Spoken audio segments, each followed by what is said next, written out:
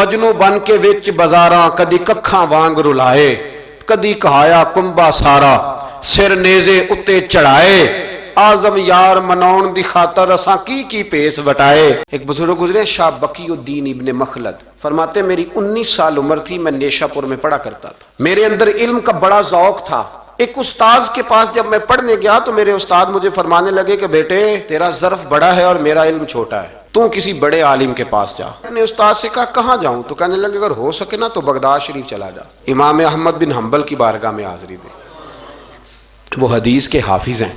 آج بھی آپ ان کی مسند امام احمد دیکھیں، جو حدیث کا طالب علم ہوتا ہے اسے مزہ آ جاتا ہے پڑھنے پر۔ کیا بات ہے امام احمد بن حنبل کی، انہوں نے اللہ نے اعزاز دیا کہ آج بھی مکے اور مدینے میں امام احمد بن حنبل کے مذہب پر فتویٰ دیا جاتا ہے، وہاں کے لوگ حنبلی کہلاتے ہیں، اتنی اللہ نے انہیں شان عطا فرمائی۔ کہتے ہیں میں نشاپور سے نکلا جب تو بحری رستے کے لیے میں آنے لگا یہاں، جب جہاز میں بیٹھا نا تو رستے میں طوفان آ گیا، طوفان اس تیزی کے ساتھ آیا اور اتنے دن جاری رہا کہ ہمارے جہاز کی سمت ہی بدل گئی، ڈائریکشن ہی بدل گئی، گویا جانا ادھر تھا تو جہاز کا منہ ادھر ہو گیا۔ فرماتے ہیں جا کے کسی کنارے ہم اترے، یہ دیکھیں جو لوگ طالب علم جاتے تھے، فرماتے ہیں وہاں جا کے اترے، وہاں پتہ چلا کہ جس جزیرے پہ ہم اترے ہیں یہاں سے اگر پیدل جائیں گے تو 1.25 مہینے میں بغداد پہنچیں گے، اور فرماتے ہیں کہ پیسے بھی کوئی نہیں، ختم ہو گئے۔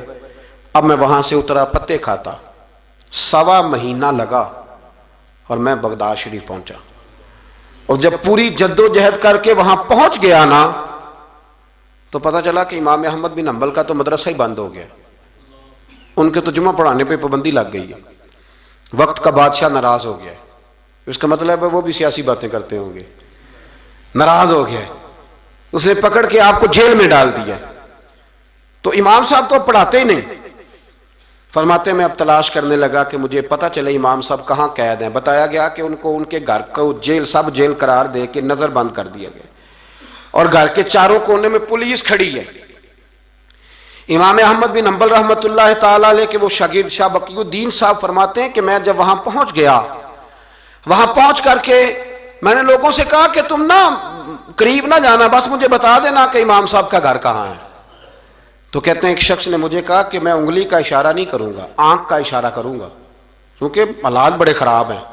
کہتے ہیں اس نے آنکھ کے اشارے سے بتایا کہ وہ سامنا گیٹ امام صاحب کا ہے۔ کہتے ہیں میں واپس آ گیا، اب ساری رات سوچتا رہا کہ امام صاحب کے گھر تعلیم حاصل کرنے کیسے جانا ہے۔ فرماتے ہیں پھر مجھے ایک تجویز سمجھ میں آئی، صبح جب میں نے اٹھا تو میں نے سر سے پگڑی اتاری، اپنے بالوں میں ہاتھ ڈال کے بال بکھیر دیے، چاروں جانب بکھر گئے، زلفیں رکھی ہوئی تھیں۔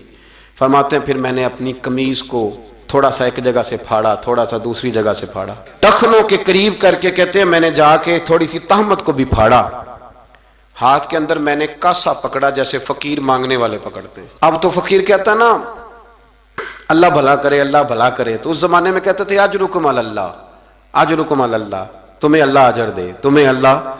کہتے ہیں یہ وظیفہ میں نے اچھی طرح پکایا، نظریں میں نے جھکا لی، پھٹے پرانے کپڑے پہن کے نا تو بغداد کی گلیوں میں، بغداد کی گلیوں میں تیری تلاش میں پھرا میں جنگل پہاڑ اور دشت میں۔ کہتے ہیں بغداد کی گلیوں میں کبھی ادھر کبھی ادھر، میں نہ وہ لیے نہ کاسا، میں گھوم رہا ہوں پھر رہا ہوں، تینوں لب دیا آپ گواچے۔ کہتے ہیں میں ڈھونڈتا پھر رہا ہوں، مجنو بن کے وچ بازاراں کدی ککھاں وانگ رلائے، کدی کہایا کنبا سارا سر نیزے اتے چڑھائے، آزم یار مناؤن دی خاطر اساں کی پیس وٹائے۔ فرماتے ہیں کہ وہ کاسا لیے تو میں نکلا، سپاہی کھڑے تھے، ان سے بھی میں نے کہا اجرکم علی اللہ۔ کہتے ہیں ایک دینار انہوں نے بھی میرے کاسے میں ڈالا۔